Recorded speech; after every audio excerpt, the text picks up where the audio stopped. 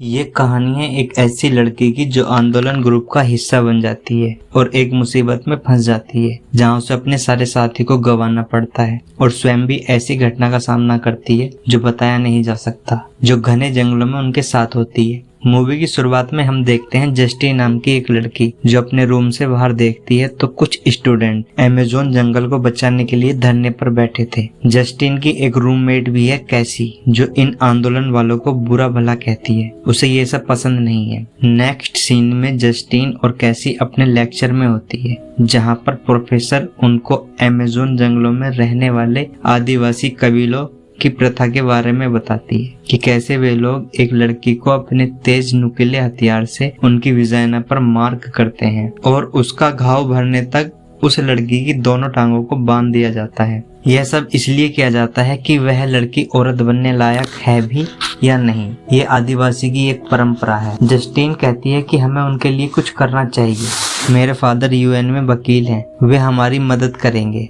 यह बात वहीं पर बैठा एक स्टूडेंट नोटिस करता है। वह लेक्चर के बाद जस्टिन को अपने ग्रुप की पंपलेट भी देता है और शाम को पार्टी में आने के लिए इनवाइट भी करता है। जस्टिन अपने फादर से मिलती है, दोनों साथ में डिनर करते हैं। जस्टिन आदिवासियों के बारे में पूछती है। उसके फादर बताते हैं यह उनकी एक परंपरा है और हम कुछ नहीं कर सकते। सब लोग बस अपने आप को पब्लिसिटी करने के लिए यह सब दिखावा करते हैं। यह सुनकर जस्टिन के मन में उन महिलाओं के लिए कुछ करने का विचार आता है और वह अलहरांत्रो के ग्रुप में शामिल हो जाती है। अलहरांत्रो बताता है अमेज़न के जंगलों को तबाह कर रहे कंपनी वाले वहां से खोदकर वहां गैस निकालेंगे। उसी क्षेत्र में आदिवासियों के 3 कबीले भी आते हैं जो तबाह हो जाएंगे। हमें उन्हें रोकना है। हमें बस अपने मोबाइल से वीडियो निकालते रहना है। 15 वेबसाइट हमें लाइव दिखाएंगी। अगले दिन ये सब आंदोलन के लिए रवाना हो जाते हैं। वे सब कार्लो से मिलते हैं जो उन्हें जंगल तक ले जाता है। ये अपना सामान वहीं पर छोड़ जाते हैं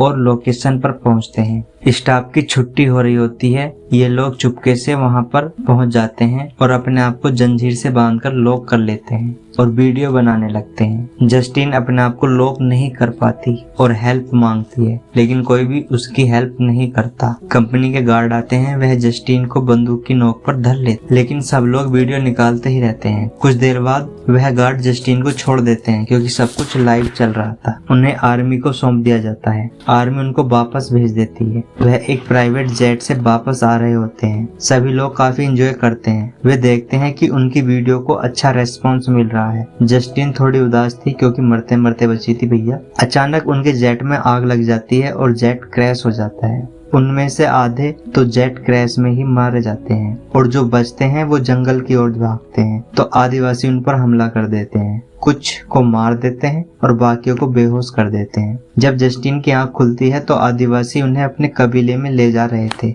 आदिवासियों की बच्चे औरतें उनको ऐसे देख रहे थे जैसे बावले गांव में ऊंट आ गया हो।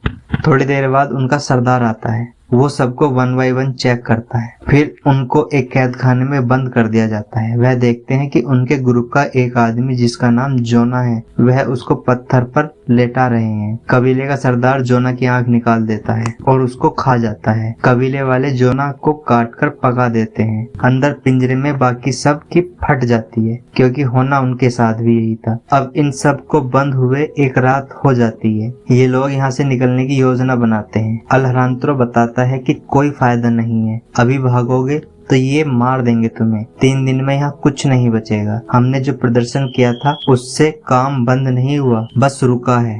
यह सब पब्लिक स्टैंड था, लोगों की नजरों में आना था बस। दूसरी कंपनी वाले अपना कब्जा करते इससे पहले ही कार्लो ने हमें पैसे दिए और हमने यह सब किया। भाई यह सुनकर सबकी सुलग जाती है कि तेरी पब्लिसिटी के लिए कितने लोगों की जान चली गई और हम खतरे में हैं। सब अलहरांत्रो को मारना चाहते हैं लेकिन उनमें से एक उन सबको रोक लेती है। अब रात बीतती है। अगली सुबह आदिवासी का एक बच्चा जस्टिन के गले में एक फ्लूट टाइप की थी, उसको छू रहा होता है।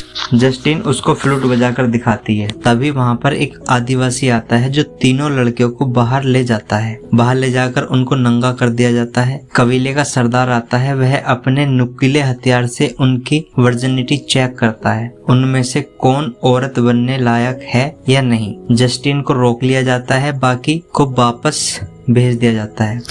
जस्टिन को एक पाउडर से बेहोश कर देते हैं और उसको अंदर ले जाते हैं। नेक्स्ट सीन में बारिश हो रही होती है, सब अंदर होते हैं। उनमें से एक लड़की सामंता ऊपर से निकलकर भाग जाती है और मदद लेकर आने के वादा करती है। अगली सुबह जस्टिन वापस उसी कैद खाने में आती है। सब उससे पूछते हैं कि क्या हुआ तुम्हारे साथ, लेकिन जस्टिन बेहोश थी, उसे कुछ नहीं पता कि क्या हुआ उसके साथ। अब उनके लिए खाना आता है, जिंदा रहने के लिए उन्हें वह खाना खाना पड़ता है। अब एमी देखती है जिसमें वह खाना खा रही थी उसमें एक टैटू की खाल थी जो सामंथा की थी। वह देखती है कि बाकी बच्चे उसके टैटू वाली खाल को लगाकर घूम रहे हैं। यह सब उससे बर्दाश्त नहीं होता और वह उसी बर्तन को फोड़कर अपना गला काट लेती है और मर जाती है। अब ये सब मिलकर एक योजना बनाते हैं। उनमें से एक के पास अफीम था, वह सारा अफीम एमी के अंदर घुस देते हैं। उन्हें पता था कि वह इसे पकाकर खा जाएंगे और होता भी ऐसा ही है। वह एमी को भी खा लेते हैं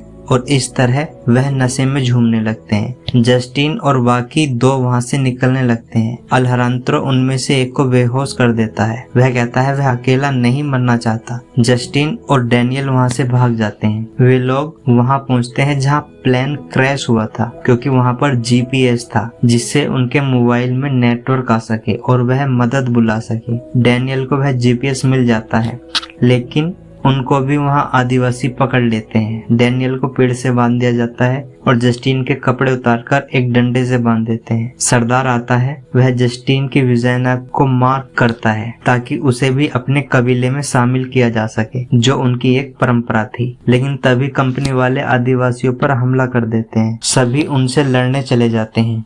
मौका देखकर जस्टिन अपने हाथ खोल लेती है। वह डैनियल से चलने के लिए कहती है। डैनियल अपना फोन देता है और जस्टिन को जानने के लिए कहता है। और आदिवासी का एक बच्चा जो उसकी फ्लूट छू रहा था जस्टिन की भागने में मदद करता है। वह जस्टिन को नदी तक छोड़ देता है। जस्टिन छुपते छुपाते कंपनी के गार्ड तक पहुंचती है। उनको बताती है कि वह आदिवासी नहीं है। वह जस्टिन को वापस भेज देते हैं। जस्टिन अपने घर आती है। वह सबको अपनी कहानी सुनाती है और आदिवासियों की औरतों के संरक्षण के लिए कहती है। वह जंगल उनका है, उनको नुकसान नहीं पहुंचाओगे तो वे भी तुम्हें कुछ नहीं कहेंगे। और यहीं पर ये मूवी समाप्त हो जाती है। तो वीडियो कैसी लगी? वीडियो को लाइक करें, कमेंट करें और हमारे चैनल को सब्सक्राइब